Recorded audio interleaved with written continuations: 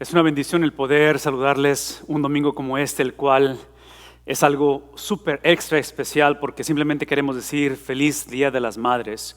La bendición que tenemos, la bendición que han representado, han sido y continúan siendo para nosotros. De manera personal, este es un año un poquito diferente, no solamente porque estamos en medio de una pandemia, pero en particular es porque es mi primer año después de 47 años de habitar este mundo, de no tener a mamá conmigo, con nosotros. Somos 3 de familia en cuestión de hermanas y hermanos. Así es que cuando pensamos en la experiencia de un día como este, no podemos simplemente más que agradecer al Señor lo que ustedes como madres representan, lo que ustedes han hecho y siguen haciendo y siguen siendo en la vida de nosotros. Así es que felicidades, mamás, gracias por la bendición una vez más de tenerles, de celebrarles, y espero que este día sea un día en el cual la palabra del Señor continúe siendo la base firme de todo lo que hacen, de todo lo que representan para nosotros como hijos. Mi nombre es Vidal y cada domingo les invito a que vayamos a la palabra del Señor, y en las últimas 7 semanas básicamente hemos estado navegando la primera carta de Pedro, y parte de la razón por qué hablamos de la primera carta de Pedro es precisamente porque cuando pienso en la experiencia de la crianza de hijos, de ser mamá, de ser esposa, de ser abuela, cualquiera que sea el caso donde te encuentres en esta experiencia, yo argumentaría que esa es una de las descripciones que definitivamente nos pone concreto el entender qué es una mamá, y ha sido una experiencia de ajustes, ¿no es cierto? Para aquellas que tienen el privilegio de tener a Cristo como su Salvador, aquellas que han tenido la oportunidad de ver la presencia de Dios guiar la experiencia de ser madre, en este caso, es que no es tanto que Cristo nos hace o nos permite estar exentos de ajustes, pero es que Cristo se convierte en el objeto o en la razón de por qué hacemos ajustes. En otras palabras, en el caso de las madres, en el caso de aquellos que tenemos el privilegio de estar en el vínculo de la familia, es ahí donde entendemos que los ajustes que hacemos no simplemente son por las circunstancias, no simplemente son porque pasamos por etapas en la vida, pero es porque hay un objeto, hay una meta, hay un propósito, y para nosotros el propósito es Cristo, lo ha sido Cristo.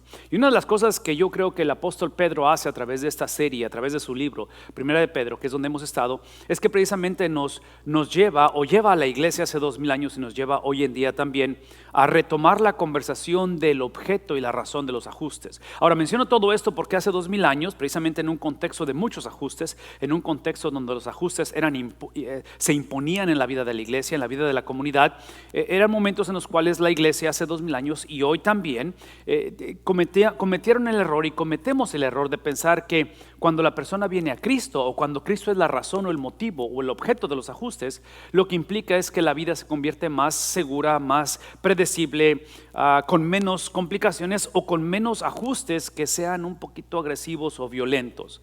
Bueno, estamos en una etapa en la cual por las últimas 5 o 6 semanas ha sido una época de ajustes para todos sin excepción.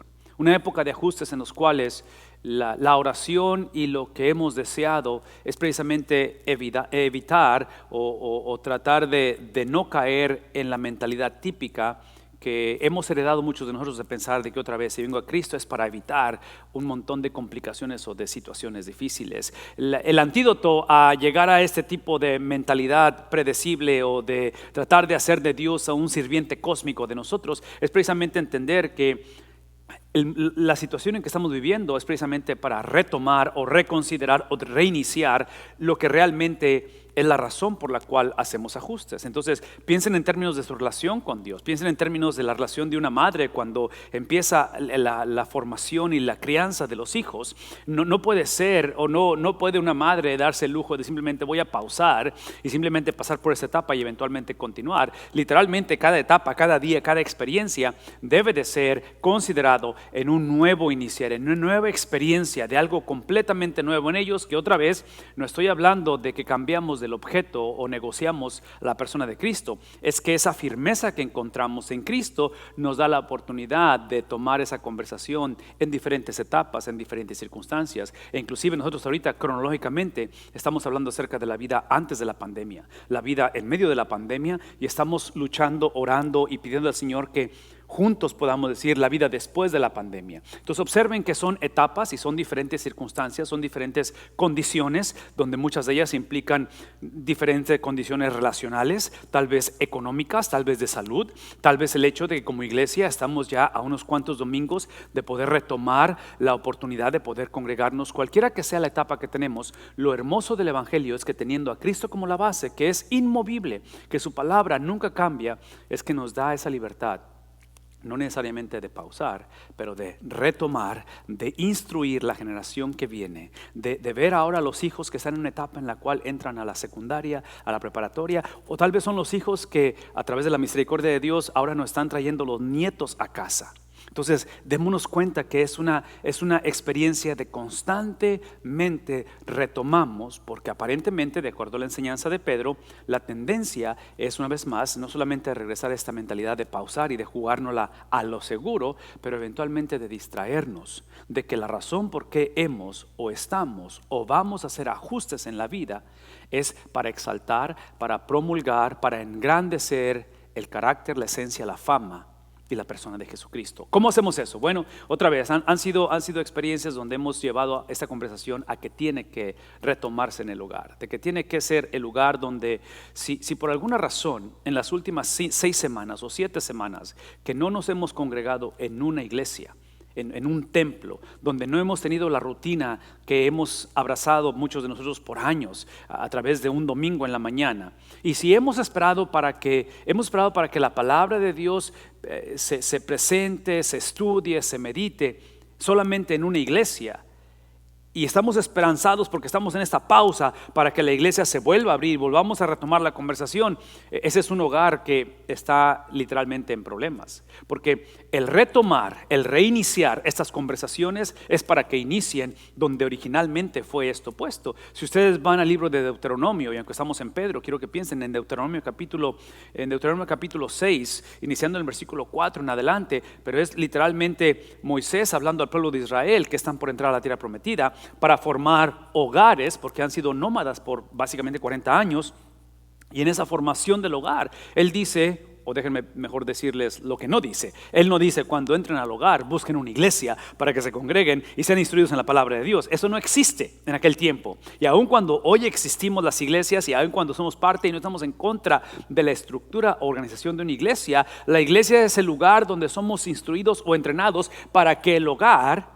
no caiga en la mentalidad de hacer pausas, sino de tomar la conversación constantemente en esa relación que tenemos con Cristo Jesús. En ese contexto donde los hogares son puestos a prueba, en ese contexto donde la iglesia está pasando por bastante dificultades. Si ustedes recuerdan al principio de la carta de Pedro, está hablando de la dispersación de aquellos que han sido dispersados, donde la persecución ha incrementado, y por lo que leemos de Pedro va a continuar incrementando. Es obvio que no estoy prediciendo ni estoy anunciando que la situación va a complicarse o complicarse más, pero independientemente, en un contexto de incertidumbre, porque eso es lo que tenemos en común, ¿no es cierto? La incertidumbre. Nos lanzamos la semana pasada a abrir ciertos negocios, la actividad social, aparentemente el día de ayer o hoy, no sé, el gobernador volvió a dar anuncios más en todo lo que se está anunciando, las posibilidades de abrir otra vez otras etapas, y todo eso lo hacemos con la confianza, con cierto tipo de esperanza que la cosa mejore,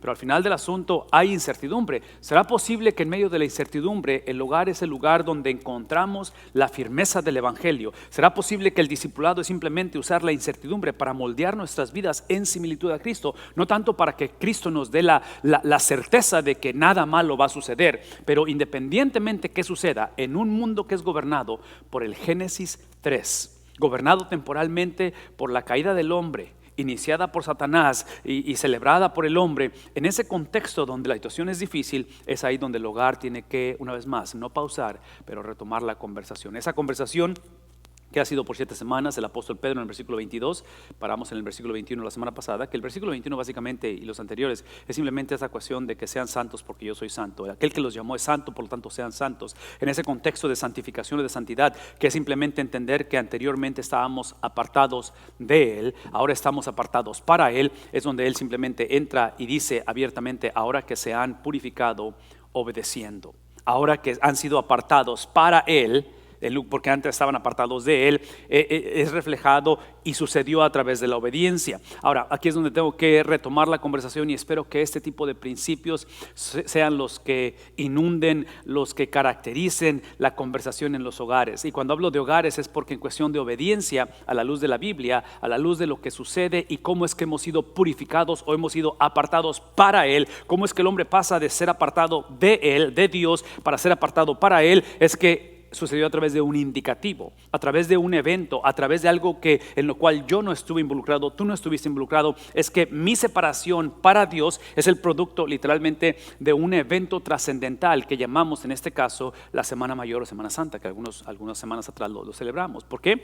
Porque es literalmente el Evangelio. La obediencia de estas gentes no fue tanto de que su conducta mejoró, no fue tanto de que antes hacían ese tipo de cosas, pasaron por la pandemia, pasaron por la prueba y ahora son mejores ciudadanos, son mejores esposos, son mejores comerciantes, son mejores, y espero que mejoremos en ciertas etapas, pero estamos hablando de que la obediencia es simplemente que a través de las edades el Señor ha estado presentando su evangelio y habíamos rechazado ese evangelio. Anteriormente habíamos estado separados de Él y éramos hijos de desobediencia en lugar de ser hijos de obediencia. Entonces la obediencia, antes de que se refleje en conducta, antes de que se refleje en armonía en un hogar, es simplemente aceptar y recibir el regalo inefable, el regalo que Dios nos ha dado a través de Jesucristo. Por eso es que el indicativo es literalmente una persona, es Cristo Jesús. La obediencia es darle la bienvenida a esa persona, de tal manera que el aceptar a esa persona en el hogar es que ahora el hogar, la iglesia, la sociedad tiene que, si es que hemos aceptado a Cristo, tiene que literalmente recibir también las verdades que esa persona dijo de sí mismo. No las verdades que tienen que ver con mi futuro, con mi seguridad, con la manera en que quiero reiniciar esto y aquello. Estamos hablando de las verdades que Cristo dijo de su persona y eventualmente es el estilo de vida. El evangelio es una persona, el evangelio es lo que dijo esa persona de sí mismo y eventualmente lo que esa persona hizo por 33 años.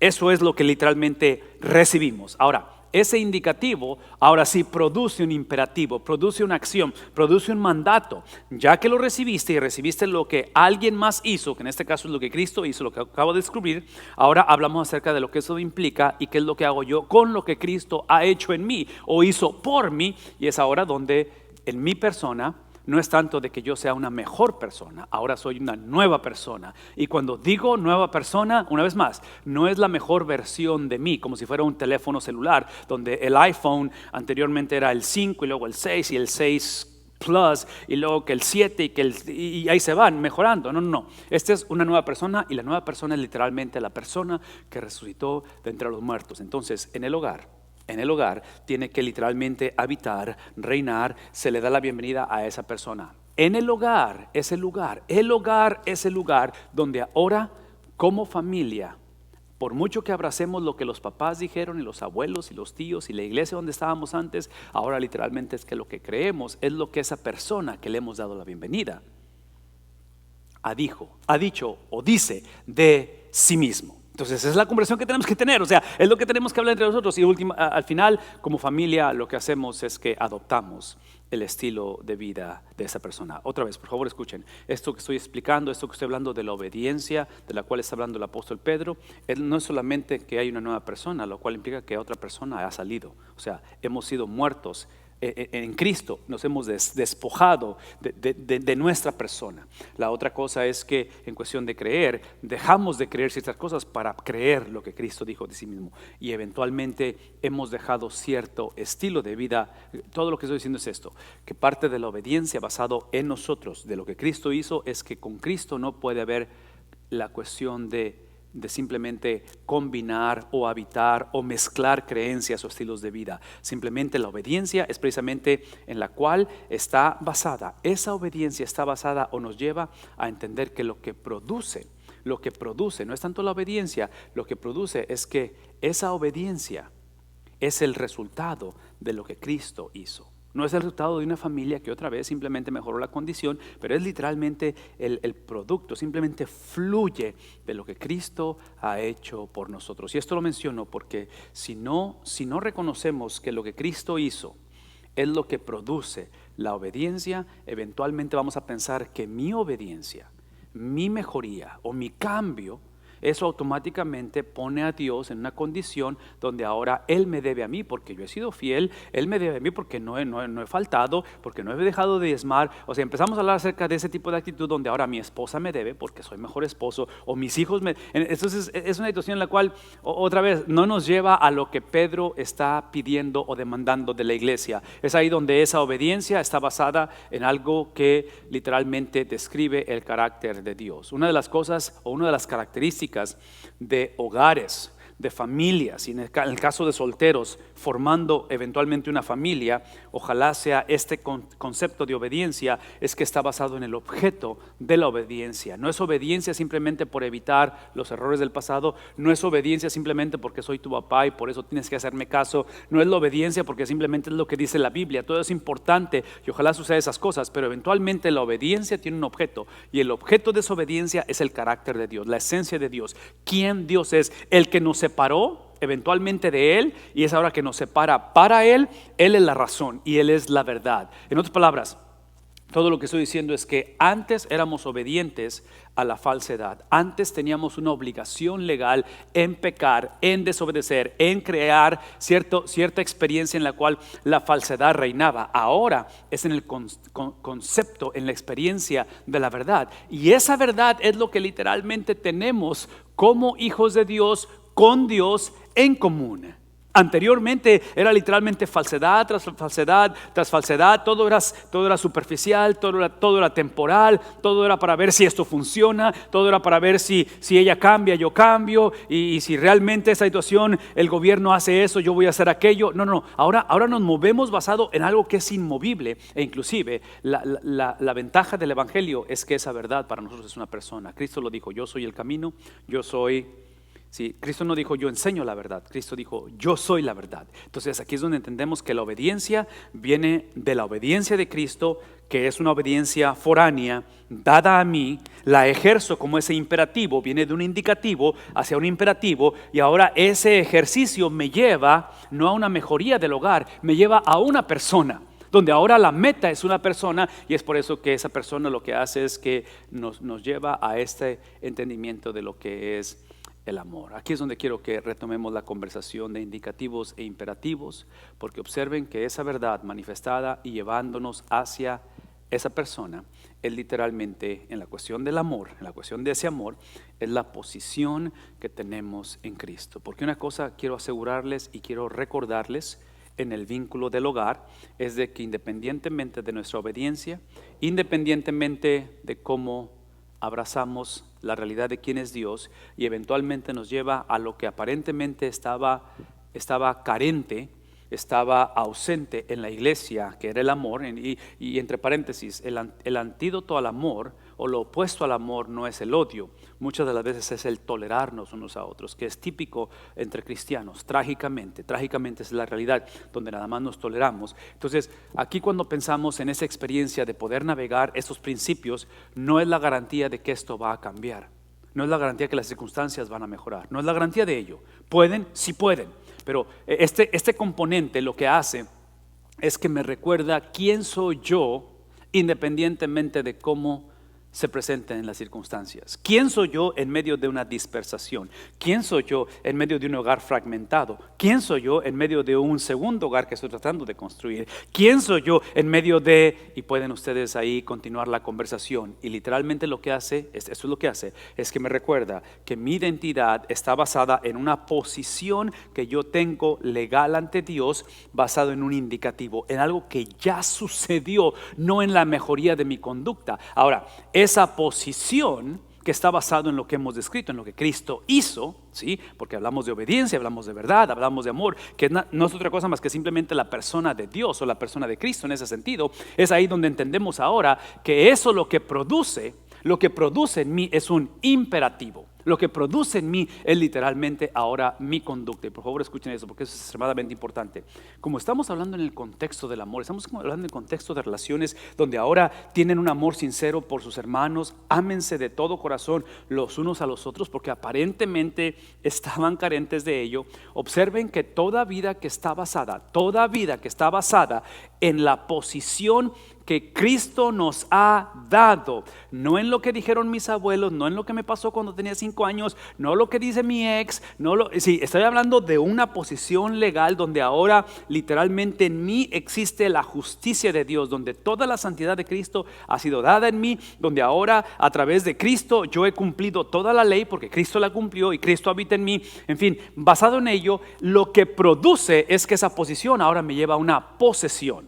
Empiezo a poseer ahora, empiezo a practicar, empiezo a desarrollar a Cristo y lo hago en el contexto de otros, que es el punto de que esta experiencia es una experiencia personal.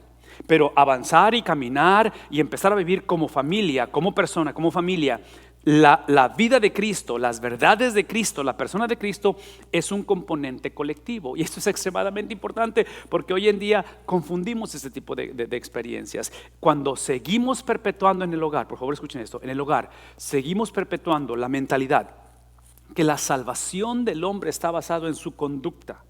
De que mi hijo o mi hija o mi tía o mi suegro son aquellos que su conducta nada más no muestran que son cristianos, cuando realmente el cristianismo está basado en la conducta de alguien más, que es la conducta de Cristo dada a mí.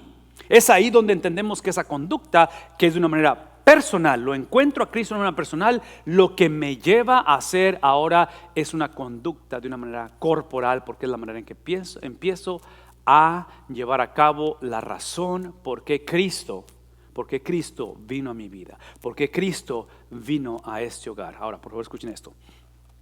Si por alguna razón, ya sea a manera personal o a manera colectiva, estamos batallando para reflejar la conducta de Cristo, por favor, esto es extremadamente importante.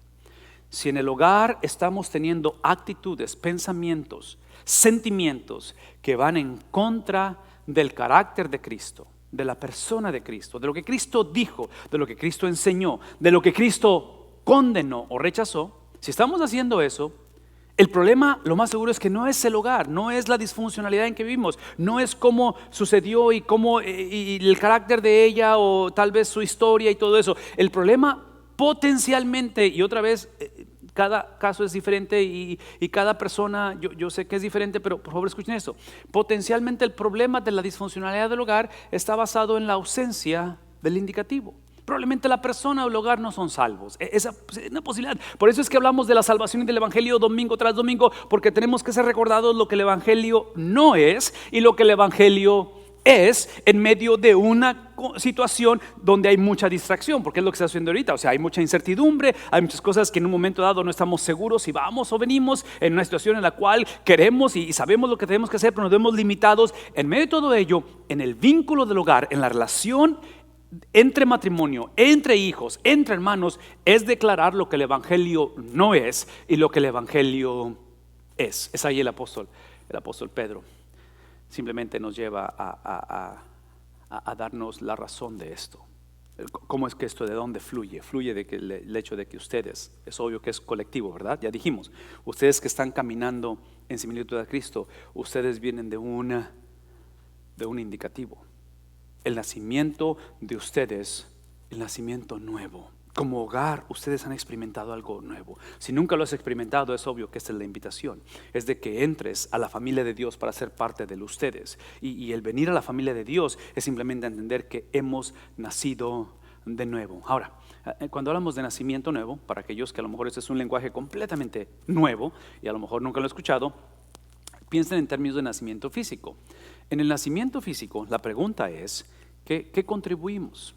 Y digo que contribuimos porque aún esta mañana estuve hablando con una de las parejas de la iglesia que acaban de tener bebé y platicando acerca del bebé, cómo está el bebé y celebrando, y tenemos una diversidad de familias que algunas acaban de tener bebé y algunas están embarazadas. Entonces esta cuestión del nacimiento físico es algo muy latente entre nosotros, donde el común denominador es que no hay bebé sobre la faz de la tierra que haya nacido y que ese bebé contribuyó para el nacimiento.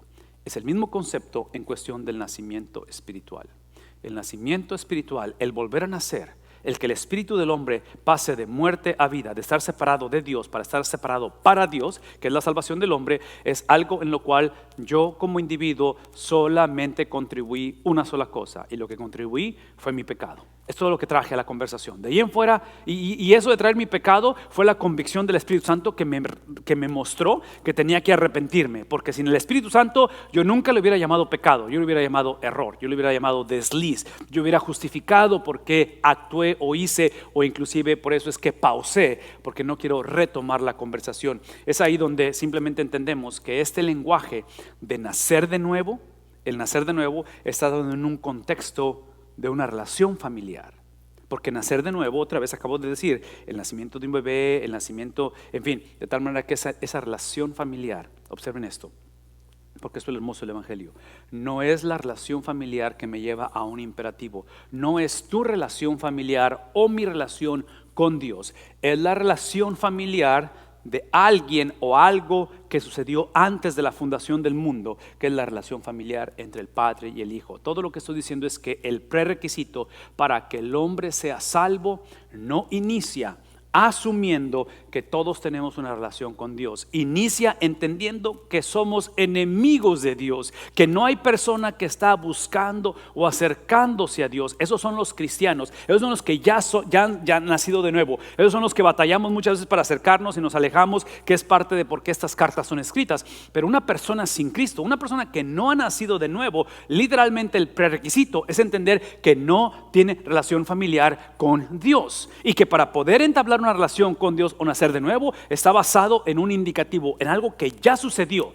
que es la relación que el Padre tiene con el Hijo, que antes de la fundación del mundo el Padre literalmente le entrega al Hijo a aquellos que van a ser, es lo que dice el Evangelio, van a ser salvos. Por lo tanto, el Hijo en retorno, el Hijo en gratitud y en obediencia, porque hablamos de la obediencia foránea de alguien más, es que el Hijo entiende que el precio a pagar, porque la relación familiar que tú y yo teníamos antes de nacer de nuevo es que éramos hijos de Satanás, pertenecíamos a otra familia, alguien tenía que pagar el rescate, y ese rescate es pagado con una vida en la cual es depositada en un madero, una sangre que es derramada, y eventualmente el domingo sale victorioso. Ahí es como inicia ese nacimiento nuevo en tu vida y en mi vida, no de simiente perecedera. Observen que está basada, una vez más, este nacimiento no está basado en mi relación con Dios, está basada entre la relación del Padre con el Hijo. Eso es lo que lo hace una simiente perecedera, no perecedera, sino de una simiente imperecedera. En otras palabras, lo que nos está enseñando el apóstol Pedro es que la salvación o la experiencia de nacer de nuevo es el producto de una relación familiar, de un indicativo, que yo simplemente soy el destinatario y el que se beneficia de esa relación, que me hace unirme a la relación. Es por eso que cuando hablamos de una simiente o de una relación no perecedera, no es tanto porque el hombre pueda o no pueda perder la salvación, es porque la relación entre el Padre y el Hijo es la base de mi salvación. De que la razón que yo estoy seguro en mi salvación y soy parte de la familia de Dios no es tanto porque yo soy un hijo preferido o un hijo predilecto, o a lo mejor soy un ahijado o soy un primo lejano del Señor. No, está basado en la relación que ellos tienen, que esa relación es la que produce, lo que produce en mí ahora tener la habilidad de decirle sí al Evangelio. Por eso es que esta mañana simplemente les recuerdo que de la relación que existe con el Padre, y estoy hablando de la relación de Cristo con el Padre, es que ahora nos lleva a nosotros a relaciones con otros. De que no hay manera que tú y yo podamos decir, ahora que he nacido de nuevo y soy un hijo de Dios, ahora simplemente tolero a otros o empiezo a etiquetar a otros. En otras palabras, por favor, eso es extremadamente importante. El hecho de haber nacido de nuevo no es tanto porque el Padre quería que yo fuera su hijo.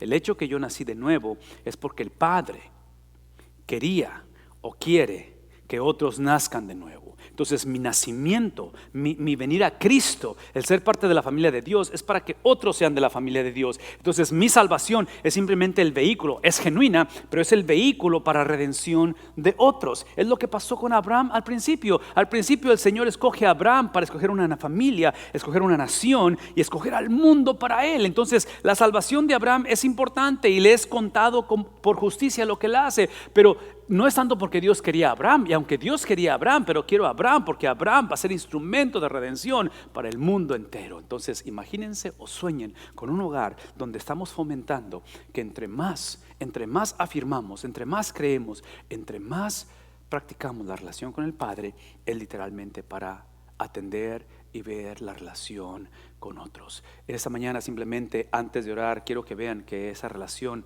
que es imperecedera está basada no en mi necesidad de una familia o una familia espiritual, está basada en algo que está vivo y está permanente. La pregunta es, ¿qué es lo que está vivo, está permanente? Es obvio que al estar en medio de la pandemia precisamente está sucediendo lo opuesto. En medio de la pandemia estamos viendo familias, negocios, naciones enteras que literalmente están muriendo y que trágicamente no están permaneciendo. Lo opuesto a ello es la tragedia que estamos viendo. Lo opuesto a ello es literalmente los miles y miles y miles y miles de personas y miles y millones de dólares que se han perdido, que no han permanecido. ¿Qué es el punto aquí? Por favor, escuchen.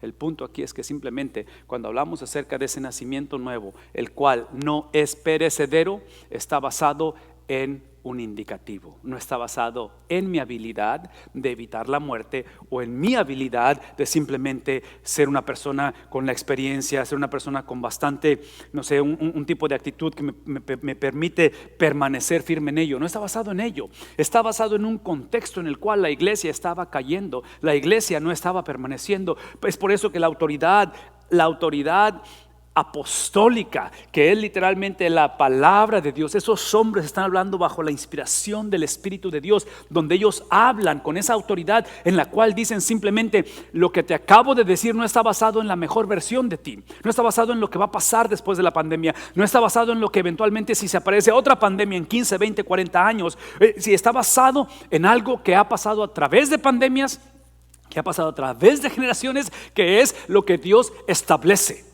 Y esos hombres simplemente, alguien como Pedro, simplemente son el instrumento inspirado por Dios para traer ese mensaje y decirle a la familia en momentos como estos que lo único que permanece, lo único que te asegura o que te garantiza ese nacimiento nuevo es literalmente la palabra de Dios. La pregunta esta mañana es simplemente: ¿qué tanto hemos abrazado esa palabra de Dios? Porque la palabra de Dios, una vez más, es la predicación de los apóstoles. La mayoría de ustedes como padres de hijos de escuela, nosotros ya gracias a Dios estamos en otra etapa, ya no hacemos nada de esto, pero la cuestión del homeschooling, hemos sido obligados a estar en casa educando a nuestros hijos. Esa es la pregunta: ¿cuánto de nosotros, qué tanto de nosotros estamos educando a los hijos a que abracen, a que crean, a que sean expuestos a la enseñanza de los apóstoles? Estoy hablando de la palabra de Dios, estoy hablando de que literalmente la enseñanza de los apóstoles, la palabra hablada, es el vehículo que Dios usa para el nacimiento, al nacimiento nuevo, de que no hay manera que la persona sea salva si no es a través de lo que la Biblia enseña.